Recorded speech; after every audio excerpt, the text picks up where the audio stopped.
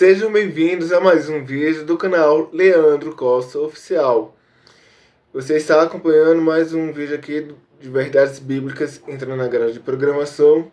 Estaremos adentrando a uma palavra a qual vocês com certeza mataram a charada com a introdução e a trilha sonora da introdução. Estaremos falando sobre casamento, a sexualidade dentro do casamento. Estaremos fazendo uma breve oração e antes de orarmos, quero te agradecer pela audiência, pelo carinho.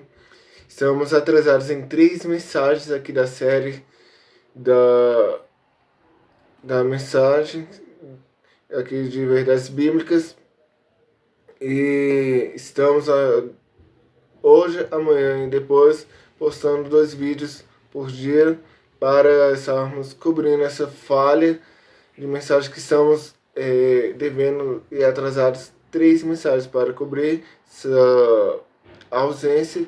Estávamos enfrentando alguns problemas técnicos, estamos aqui para fazermos o que estávamos fazendo anteriormente. Essa mensagem é referente à semana passada e as outras 2 será referente a essa semana que não postamos. Estaremos falando sobre casamento, a sexualidade dentro do casamento. Faremos uma oração para que Deus ele venha poder, que Ele possa falar aos nossos corações, ao meu e ao seu coração. Provavelmente, o público que vai se identificar mais é o público feminino, pois se fala e iremos falar de casamento. Deus de Abraão, Isaac e Jacó, eu entro em sua presença para falar contigo. Toma, Senhor, seu lugar de destaque. Tu és a pessoa mais importante aqui nesse lugar, pois o ambiente é seu, o lugar é seu, a casa é sua. Manifeste, Senhor, a tua presença em fogo, superando o clima atmosférico. Que você venha falar, Senhor, aos nossos corações, mesmo que seja uma palavra de correção. Fala, Senhor, pois a tua igreja está ansiosa para ouvir a tua voz. Fala, pois o teu servo está ansioso para ouvir a tua voz. Que não seja o Leandro, mas sim que seja o Senhor. Que o Leandro diminua e o Senhor apareça.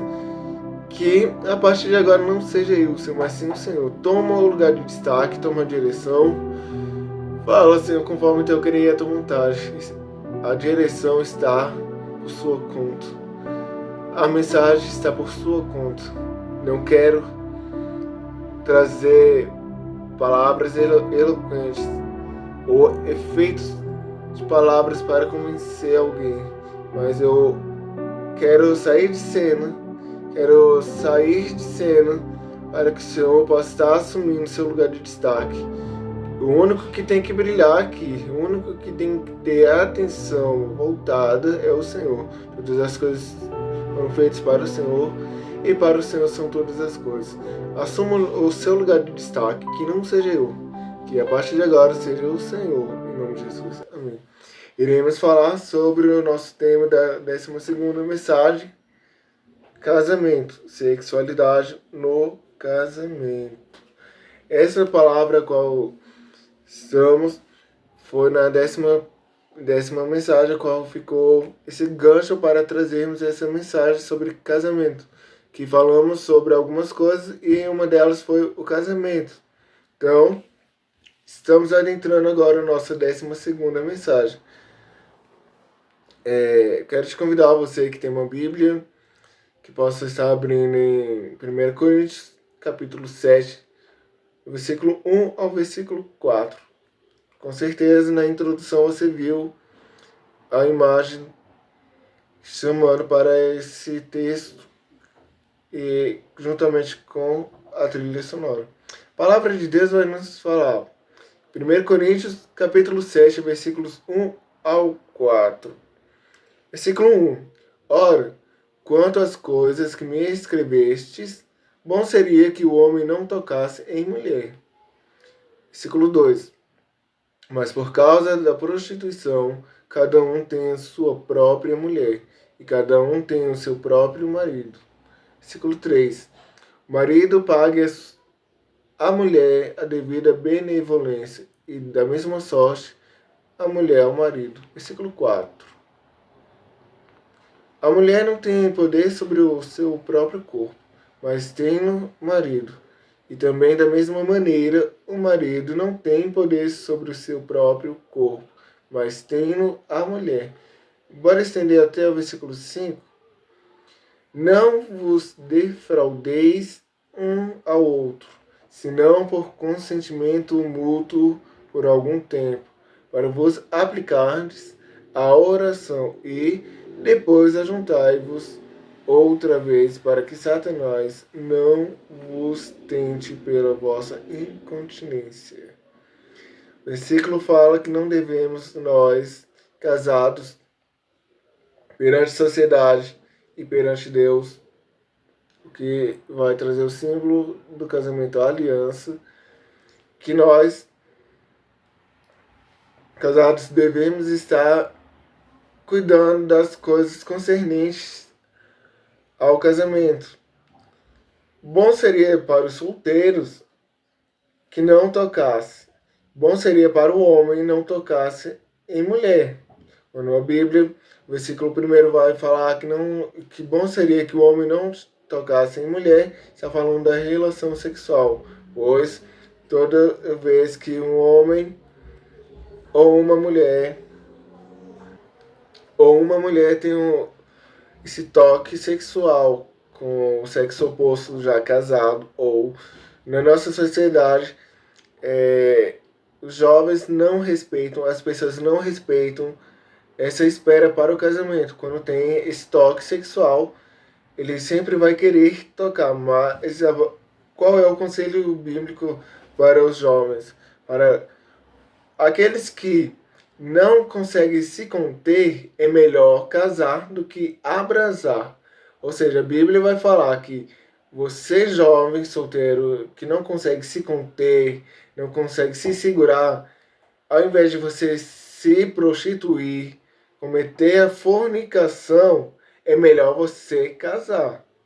Seria melhor você não tocar em mulher do que ficar em prostituição. Por conta da prostituição, é melhor que cada homem tenha sua própria esposa e a mulher tenha seu próprio esposo, para não estar cometendo a prostituição. A prostituição, eu quero falar o seguinte, quero ressaltar. Temos a prostituição paga e também temos a prostituição gratuita, grátis. Ou seja, toda vez que eu, sendo solteiro, tenho relação com a minha namorada ou minha noiva, isso já é um ato de prostituição e fornicação. Ambos, perante Deus, já são considerados como prostitutos. O homem prostituto, a mulher prostituta. A Bíblia vai falar e vai aparecer na tela o versículo que vai falar que o homem que se unir a uma prostituta vai se tornar uma carne com ela. Então os dois serão prostitutos. E a prostituição, quando homens vai ao encontro de mulheres que vendem seus corpos. Prostituição paga. Prostituição paga e grátis ou gratuita, fornicação, perante Deus é a mesma coisa. Você que tem e mantém sexo com sua namorada ou sua noiva antes do casamento, você é prostituto. Você é prostituto. Isso perante a Bíblia. Não estou falando nada de mim mesmo. Aí o versículo 4 vai falar que a mulher não tem poder sobre o corpo. E o marido também não. Eu, como homem, não tenho mais poder sobre o meu corpo. Vai falar de a relação consentida. Que quem vai ter o domínio sobre esse ato, sobre o meu corpo, vai ser minha esposa. E sobre o corpo dela serei eu, o marido. Para um satisfazer ao outro, para essa aliança aliança mais e fazer isso aqui, ó, união, unir os dois em uma só carne. E aí o versículo 5 vai falar que não devemos estar negando esse direito da relação sexual dentro do casamento. Haja visto que vemos que antes do casamento vai estar aparecendo. Antes do casamento na tela é pecado, é fornicação, é prostituição, é pecado. E dentro do casamento, se você é casado e nega esse direito ao seu cônjuge, também é pecado, porque a Bíblia vai falar que devemos estar se separando por um tempo, com consentimento mútuo, em oração e jejum, e depois que esse período terminar, que os dois possam voltar a ter essa ligação, esse coito, essa conjunção carnal, para que o diabo não venha tentar a ambos para pecar com o adultério. Foi uma pequena introdução aqui da palavra. Em 1 Coríntios 6, enfoca vários tópicos relacionados ao casamento e à solteirice. Paulo começa abordando a questão das relações sexuais dentro do casamento, enfatizando que é importante que o marido e mulher cumpram seus deveres conjugais um com o outro. Ele também esclarece que a abstinência sexual dentro do casamento deve ser apenas temporária e por mútuo acordo para efeitos de oração e jejum. Acabamos de explicar isso. Na introdução já acabamos entrando na mensagem. Quero salientar que estaremos descobrindo os direitos dentro do casamento, que são cinco direitos de ambos para com seu cônjuge. O homem tem que cumprir com a mulher e a mulher com o marido. São 5. No término da mensagem iremos descobrir isso perante a lei humana. Já estamos vendo que a Bíblia fala que os casados têm que cumprir esse direito de união, conjunção, coito, relação carnal, um para o outro, para que não venha ter essa tentação. Que essa abstinência sexual possa ser seja em consentimento mútuo, temporária, para que não se prolongue esse período da abstinência, para que o diabo não venha tentar, para que nenhum dos cônjuges venham cair em adultério. Que seja essa abstinência por um tempo, que seja de comum acordo para oração e jejum. Terminando, ambos têm que ter essa conjunção carnal, esse coito, essa relação sexual, para que venha proteger o casamento desse pecado da prostituição, do adultério, e que todas essas brechas não venham ser abertas, porque, todavia, se eu ter essa abstinência por muito tempo, eu vou estar me entregando à fragilidade a mim e ao meu cônjuge, sendo que somos uma só carne. Ou seja, no mundo espiritual, eu estarei abrindo brechas para que o diabo venha tentar, sendo que já somos bombardeados no mundo atual por sensualidade exagerada dentro da televisão, na internet, nas redes sociais, e em todo lugar que andamos, vemos mulheres e homens sensuais. Isso vai despertar esse desejo de pecar. Então, esse relacionamento, essa conjunção carnal, vai estar protegendo o casamento desse pecado. Paulo aborda a questão do celibato, destacando seus benefícios para aqueles que podem permanecer celibatários e se dedicar totalmente à obra do Senhor. Ele também reconhece que o casamento é uma instituição boa e honrada, mas adverte que aqueles que não são casados a pensar com cuidado antes de se casar. Ele os incentiva a buscar a orientação do Senhor e a se casar apenas se estiverem convencidos de que essa é a vontade de Deus para eles. Não é bom que o homem viva só, Quando a Bíblia fala homem, está englobando mulher também, por conta da prostituição, da fornicação, que é o sexo antes do casamento. Eu, sendo solteiro, namorando, tiver essa relação sexual com meu namorado ou meu noivo, eu estarei cometendo a prostituição, a fornicação, porque o sexo ele foi feito por Deus para o casamento. É uma bênção, é uma dádiva, é um presente para os casados. Sendo que eu, sendo solteiro, namorando e tendo relação sexual, o meu corpo ele vai sempre pedir esse toque, essa condução, esse coito, para que eu possa estar praticando mais.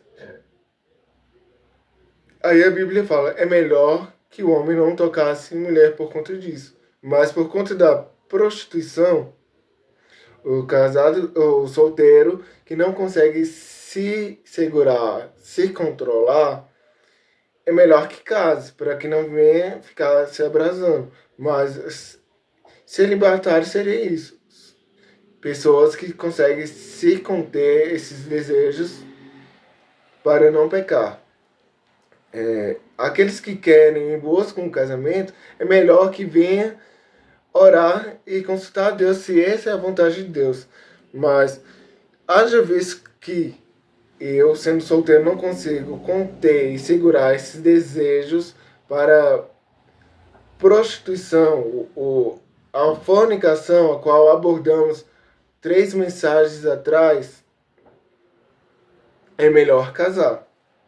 Finalmente, Paulo, a questão do divórcio e o novo casamento. Ele enfatiza que o divórcio não é o ideal de Deus e que os casados não devem buscar a separação de seus cônjuges.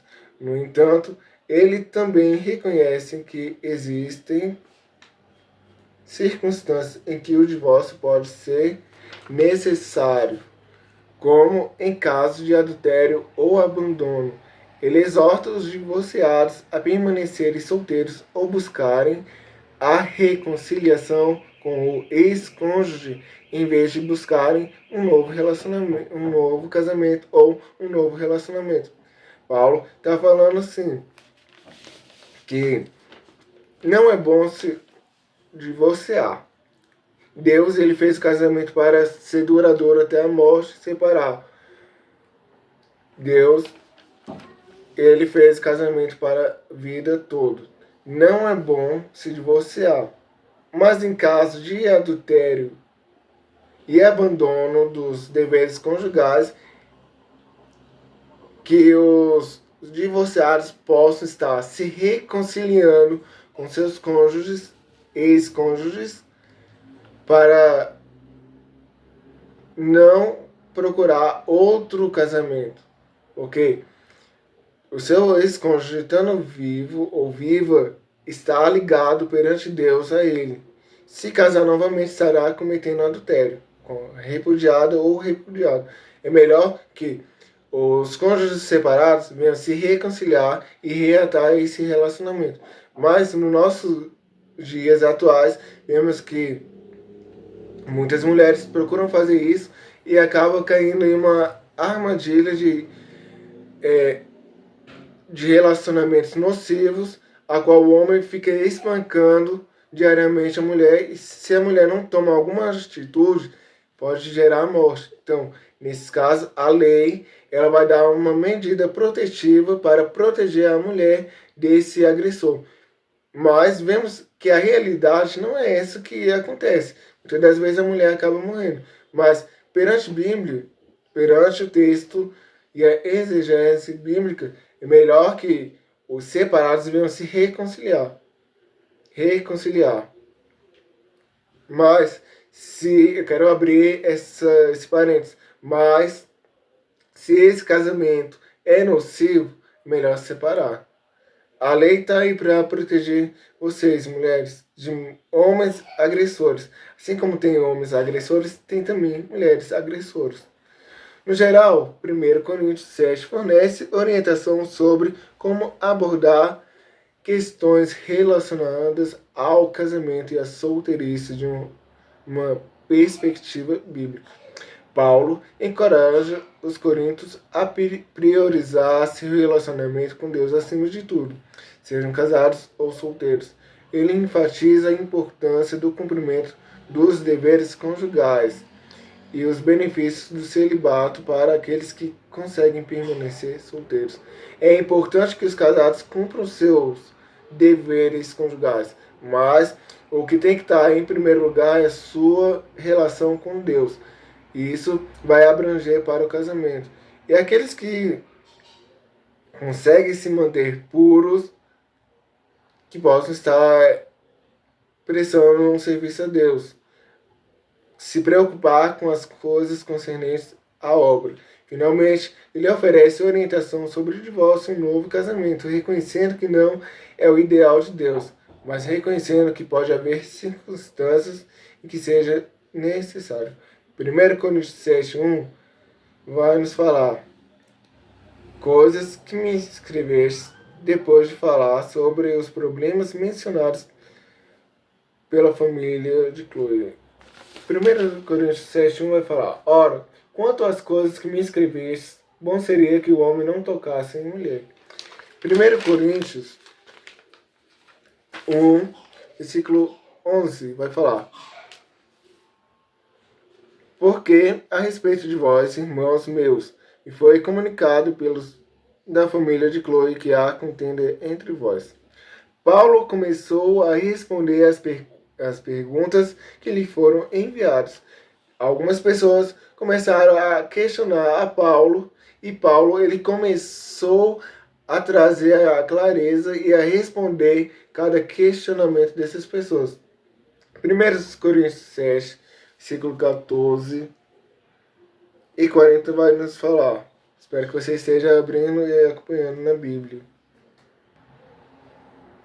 Versículo 14. Porque o marido descrente é santificado pela mulher, e a mulher descrente é santificada pelo marido. De outra sorte, os vossos filhos seriam imundos, mas agora são santos. Fala de alguém que está servindo a Deus, casado com uma mulher descrente, ou mulher que é crente, que é casada com um descrente. Através do marido e da mulher, o descrente ele é santificado e os filhos são santos.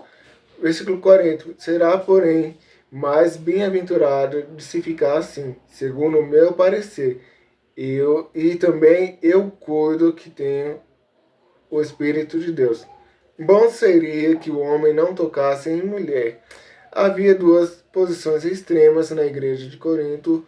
Os dois grupos falsamente separavam o físico e o espiritual, acreditando que não afetaria o outro. O que era hedonista alegava que o pecado só tinha a ver com o corpo físico, e os cristãos podiam pecar no corpo sem nenhuma consequência para a sua vida espiritual. Paulo corrigiu esse mal-entendido no capítulo 6. O outro grupo acreditava que as coisas espirituais eram boas e as físicas más. Além disso, criam que, para ser realmente espiritual, o indivíduo teria de reprimir todo desejo físico. Eles falavam que poderiam pecar no corpo e não ia afetar o espiritual. Sabemos que uma vez que pecamos no físico, vai afetar o espiritual. Tudo que acontece no físico, primeiramente, acontece no espiritual. Os proponentes dessa visão alegavam que o celibato era o único estilo de vida correto. Porém, o apóstolo também corrigiu esse equívoco, explicando que, embora as relações sexuais no casamento sejam boas, vemos que a relação sexual no casamento vai gerar vida, saúde e união entre o casal. 1 Coríntios 7, 2 vai nos falar: mas por causa da prostituição, cada um tem a sua própria mulher e cada um tem o seu próprio marido. Por causa da prostituição desenfreada em Corinto, Paulo interviu, incentivou os que poderiam ser tentados a cometer o pecado sexual a casarem-se. É melhor desenvolver um relacionamento permanente, né, com uma esposa ou um marido do que cair no pecado sexual. Fornicação. 1 Coríntios 7, versículos 3 e 5 vai falar: marido pague a mulher a devida benevolência e da mesma sorte, mulher ao marido. Marido pague a mulher a devida benevolência e da mesma sorte, a mulher ao marido.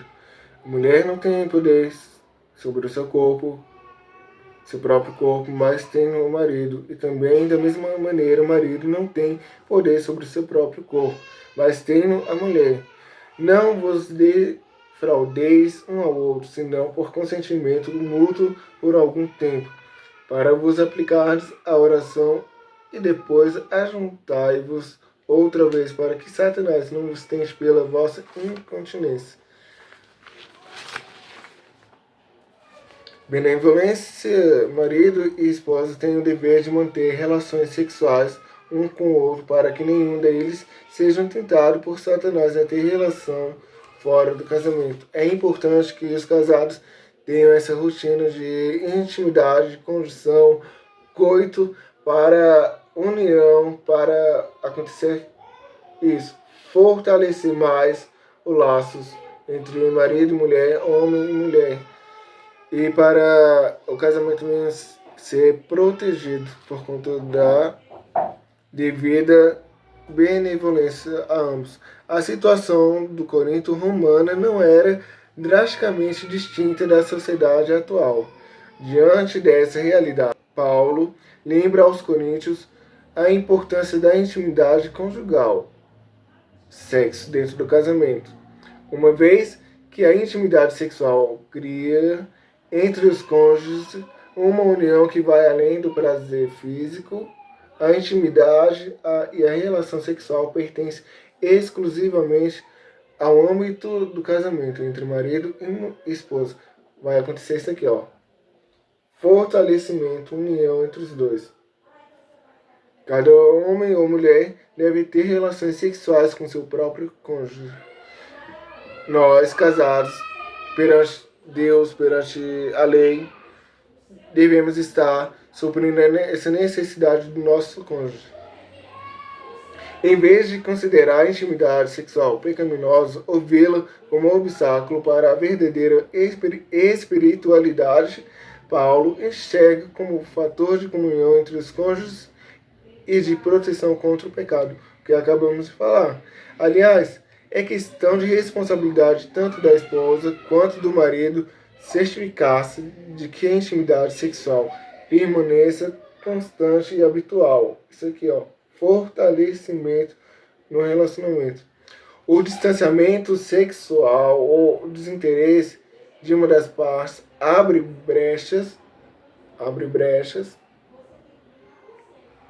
porta para a tentação e dá a Satanás a oportunidade para romper a união entre os cônjuges. Vai fazer isso aqui, vai romper, vai quebrar esse casamento abençoado por Deus, pois em nossos dias somos bombardeados por sensualidade, sexualidade por onde andamos.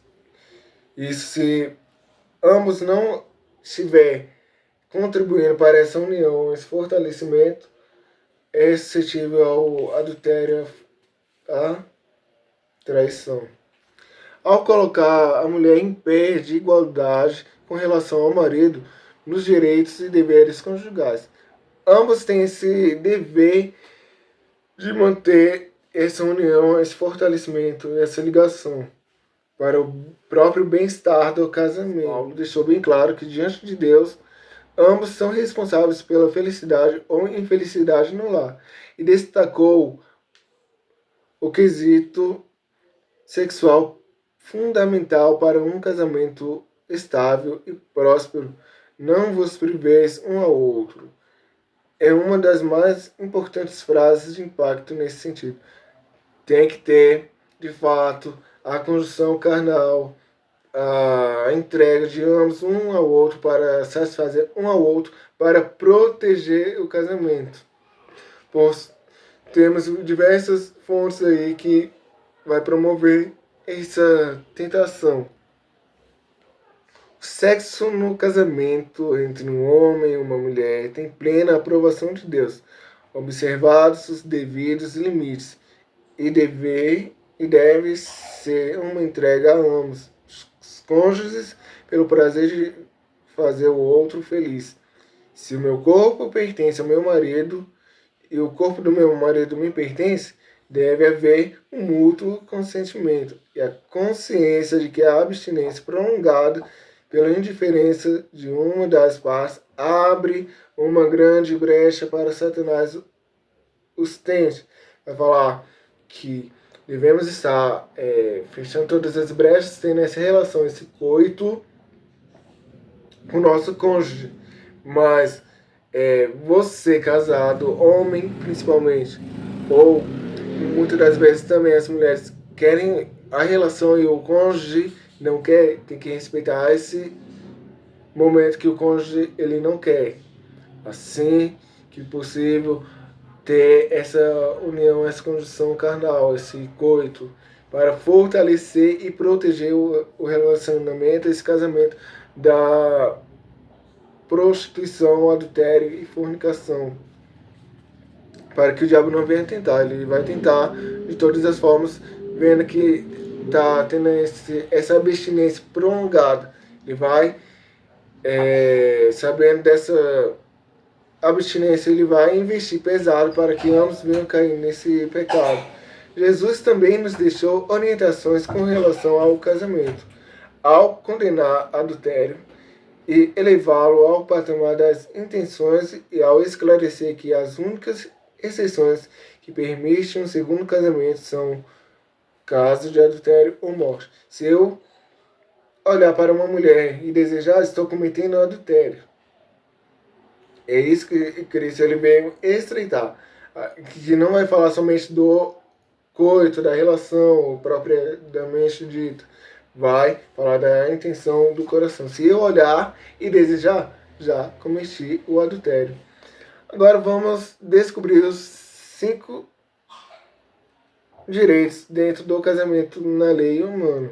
Os deveres, já vimos dentro da Bíblia que tem que ser recíproco. Ambos têm que fortalecer, tem que um suprir o outro no quesito sexual. Agora bora ver na lei humana 5 deveres. Bora lá. O primeiro, fidelidade recíproca, vida em comum em domicílio conjugal, mútua assistência, sustento, guarda e educação dos filhos, respeito e consideração mútuos. Bora lá. Os deveres dos cônjuges estão estabelecidos no artigo 1566 do Código Civil e são fidelidade recíproca, vida em comum no domicílio conjugal, mútua assistência, sustento, guarda e educação dos filhos, respeito e consideração mútua. Bora lá. Os deveres, quero frisar isso, os deveres dos cônjuges estão estabelecidos no artigo 1566 do Código Civil. São esses que eu acabei de falar. Todos os cônjuges têm esses deveres e qualquer um deles pode exigir que o outro os cumpra. Se eu, casado, não for fiel, não tiver uma vida comum com minha esposa, na mesma casa, não dá assistência a ela, não dá o sustento, dá proteção e educação aos meus filhos e respeitar ela, ela pode me cobrar. O dever de fidelidade significa que os cônjuges não podem cometer adultério. Quando casamos, estamos falando, quero um relacionamento exclusivo com você. Exclusivo para fortalecer por isso a aliança.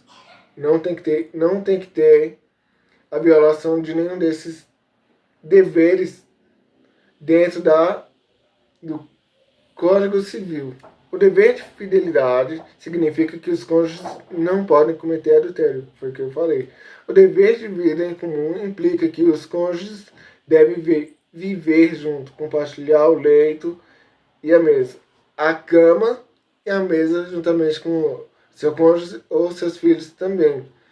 A cama para o seu coito, sua relação sexual, sexo, para fortalecer o casamento. O dever de mútua assistência significa que os cônjuges devem se apoiar mutuamente, especialmente em momentos de adversidade. O dever de sustento, guarda e educação dos filhos é de responsabilidade de ambos os pais, independentemente de estarem juntos ou separados.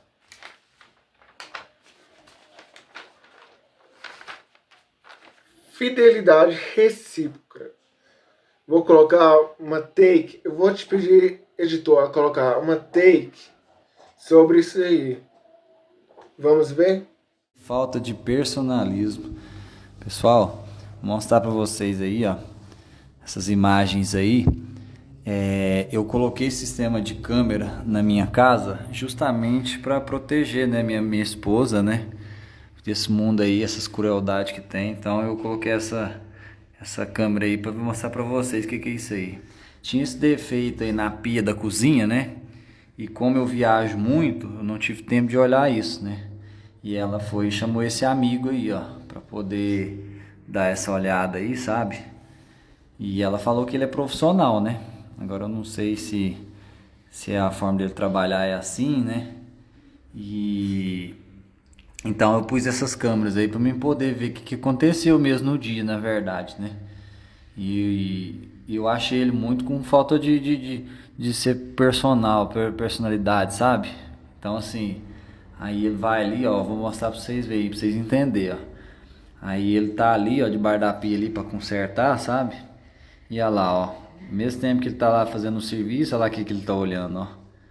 Ele fica olhando aí um outro serviço aí, ó. Eu não sei se precisava disso, porque a função dele aí era pra olhar a pia, né? E aí ele levanta ali, vai mostrar pra ela ali alguma situação ali, né? E coitadinha dela, né? Ela tá aí, ó. Então assim, eu vou mostrar até o final que vocês vão entender, sabe? Não tem nem como eu defender, né? Porque igual eu falei pra vocês, eu viajo, né? E aí não teve nem como defender ela a situação. E aí ela tá ali, ó. Eles estão ali comparando ali, né? Que é a situação, né? E parece que ele vai olhar lá de novo lá, ó. Fica vendo, ó. Aí vai olhar lá de novo, né? Eu achei uma falta de personalismo isso aí, ó. Sabe? Porque olha lá, ó. Ele tá trabalhando lá, mas olha lá, ó. Ela tá de cima querendo ajudar, porque ela é uma pessoa muito boa lá, ó. Ela tá querendo ajudar também, sabe? E aí, olha lá, ó. Ele tá olhando o serviço e de repente, olha aí, ela desliza, ó. Ela deslizou, sabe? Diz que ela tá ali e ele tá ali. Daquela desse jeito aí, ó. Eu achei uma falta de respeito, sabe? Só que no mesmo momento, sabe? Que ele tá olhando o serviço ali, parece que ela sentiu alguma coisa ali, ó. Na hora que ela deslizou, ó. E ele até queria fazer uma massagem, alguma coisa assim, né? Que ficou preocupado, né? E eu achei muito complicado isso aí, ó. É muito complicado porque, né? Ele tá ali para fazer o serviço da pia, né? Agora ele já olhou outro serviço ali, olha lá, ó. E aí, ó, coitada, fica vendo agora, gente. Teve tempo nem de defender, ó. Eu achei isso aí, ó, é muito complicado. Fiquei, sabe, olha lá, ó, tentando lá essa situação, ela querendo se defender sozinha, né? Então, fiquei muito chateado aí com essa situação. Acabamos de ver até que onde o marido está relatando que a esposa cometeu adultério por conta que ele se ausentou para o indivíduo fizesse um serviço. Fidelidade recíproca. O primeiro dever estabelecido é o da fidelidade recíproca, que implica que os cônjuges devem ser fiéis um ao outro durante a constância da união.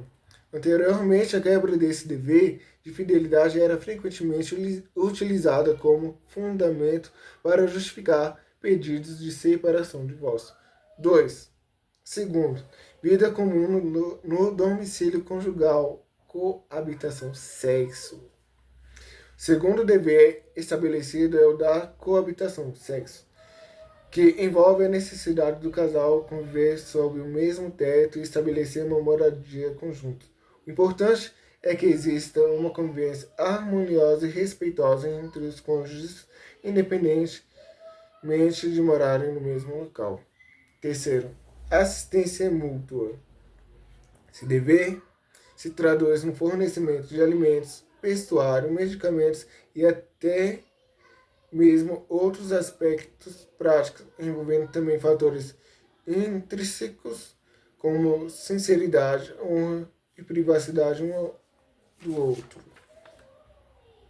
A mútua assistência abrange o suporte emocional e o apoio nas necessidades diárias da vida conjugal. Quarto, sustento, guarda e educação dos filhos. Tanto o marido quanto a mulher têm a responsabilidade igualitária de guardar, educar e sustentar os filhos, mesmo em caso de separação ou divórcio.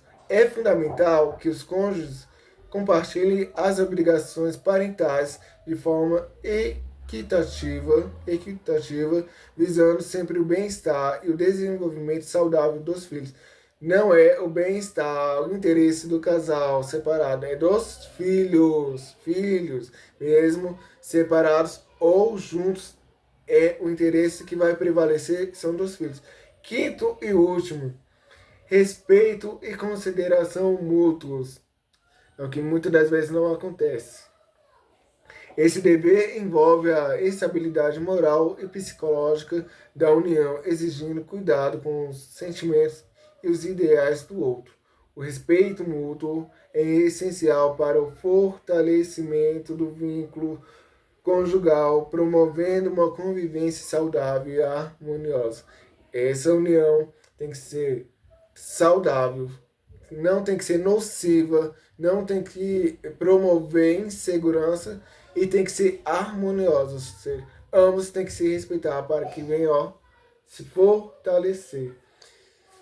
Ficamos com a nossa mensagem e espero que Deus tenha falado contigo e fiquem todos na paz do Senhor Jesus.